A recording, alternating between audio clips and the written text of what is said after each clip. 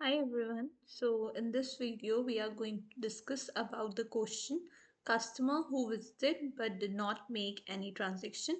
This is the part of SQL 50 question set. So let's move to the question.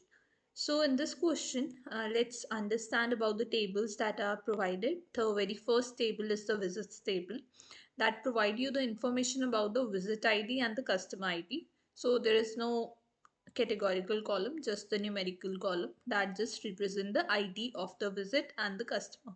And in this table, visit ID is a unique value, so we will consider it as a primary key. And the next table is the transaction. So this is about the transaction that are made during the visit. So when you visit somewhere, you make some transaction, but there are two different cases. Like you will make a transaction or you will not make a transaction. But we know that inside the visit table, we can have the customer that visited the place, but they don't make any transaction. But inside the transaction table, we are having all the customers that have made any transaction, buy something, purchase something. So we are having the information about the transaction ID, that is the unique value, the primary key. Visit ID is not unique because there might be chance that the single customer with the same visit ID make multiple transactions. So this is not unique. So duplicated value may be here, and the amount is the amount of the transaction. So if we discuss about the query, what the query asks to find, it is to find the ID of the user who visited without making any transaction and the number of times they have made these type of visit. So the very first thing you need to find is the ID of the user. If I just see the overview, the thing that I need to be printed out, and the second thing is the number of times, or we can simply say the count of the visit of that count of visit of that particular ID. So this is the query, the simple logic, simple overview of the query. We will go in detail to this problem. So let's understand it. So this is the same example that is given inside with along with the problem statement. So you can see here you are having two different tables, the visit table and the transaction table. Now we are going to try to break out our query by understanding the main points of the query. So you need to find the ID of the user. And if you simply break it down, you just need the customer ID. So here the ID of the user means the customer ID. So in the output, one thing you need is the customer ID. But what is the condition? Which customer ID you need? We are having these customer ID. This is our customer ID that is provided along with visit ID, and it is not a unique identifier. Unique identifier is visit ID because one customer can make multiple visits, and on multiple visits the same person can make multiple transactions. So you can say that you need to find the customer ID who visited. One thing is who visited, but the next condition along with this without making any transaction.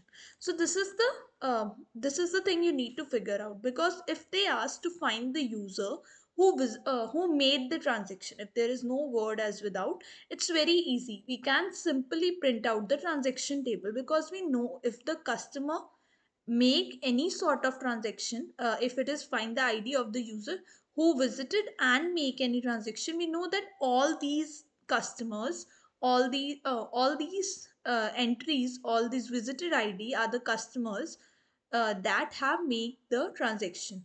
But in this case the question is asking about the person, about the customer who visited without making any transaction. So it's simple. If you know that inside the transaction table we are having the visited ID that have made the transaction. So the one that not make, or who visited without making a transaction, are having the visit ID except these particular visit ID, because we know if we say the visit ID number 5, the visit ID number 1, and the visit ID number 2, these are the visited ID of the customers these are the visited ID of the customer that have make the transaction. So this is make the transaction, but the question is asking about without making any transaction. So in this case, it's very simple. You just need to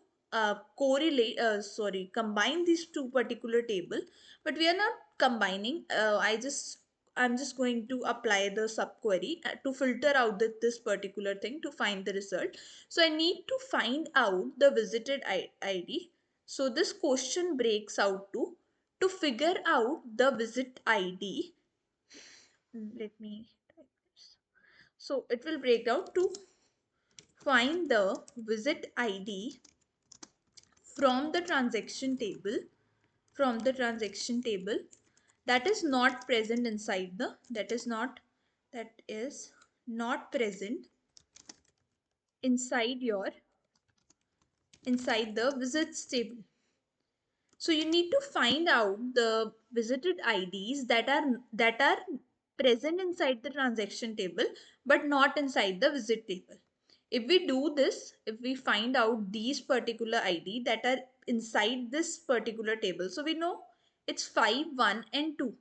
But what we just now write, we need to find out the visit ID from the transaction table that is not present inside the visit table. So except these 5 2, we need to exclude this 5 2 visit ID from the transaction table that are not present inside the visits.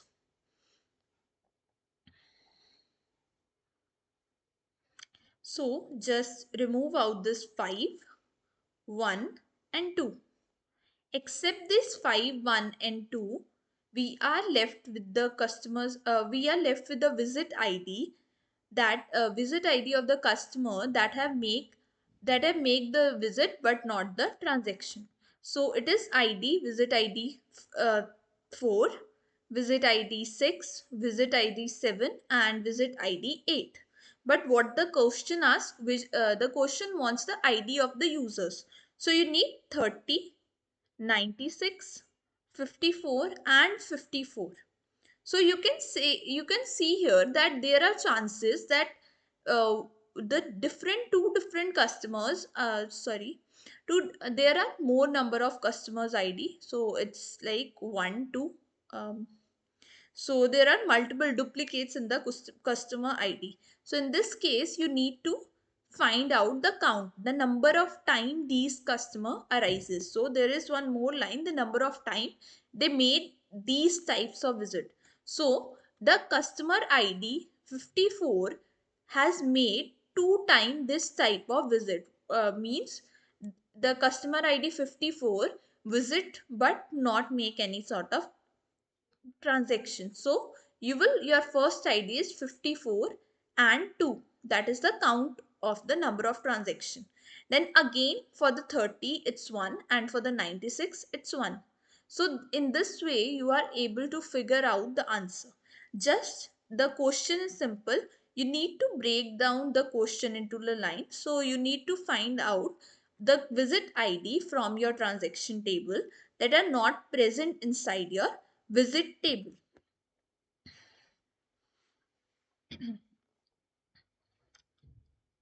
So let's try out and figure out the query. So the query is simple.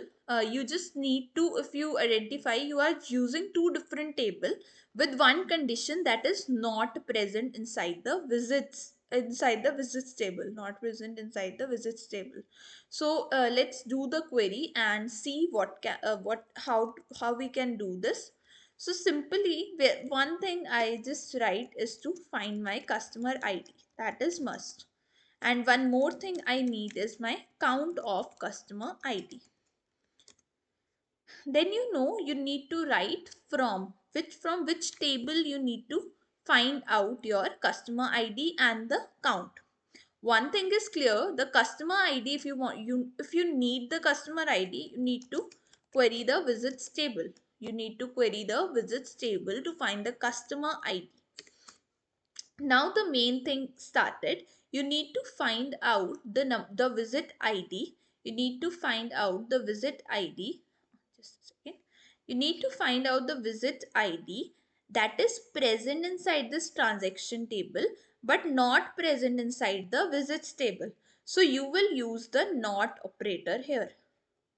So you just simply write where the first of all you need to filter out, this is must because you are having the condition, so you need to filter out the visit id where the visit id not in, where the visit id not in our case it's 512. If we move back, what is 512? 512 is the visit id of the transaction table. So you need to find out where the visit id is not in. Select visit id from the, which the next table is the transaction table.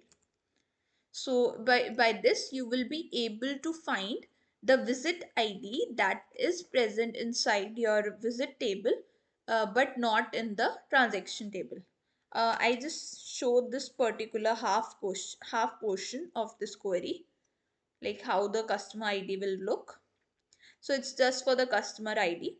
Now you can see you are able to find out the customer ID that have who visited but did not make any transaction.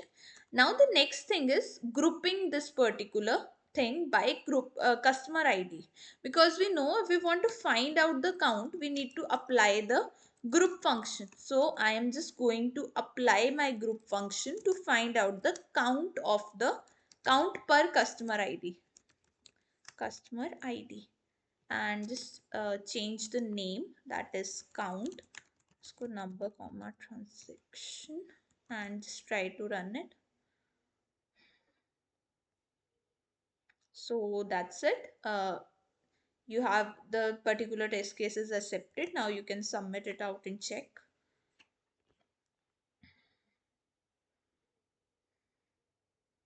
So we are able to submit this particular solution. So that's it about your video about the solution. Thank you.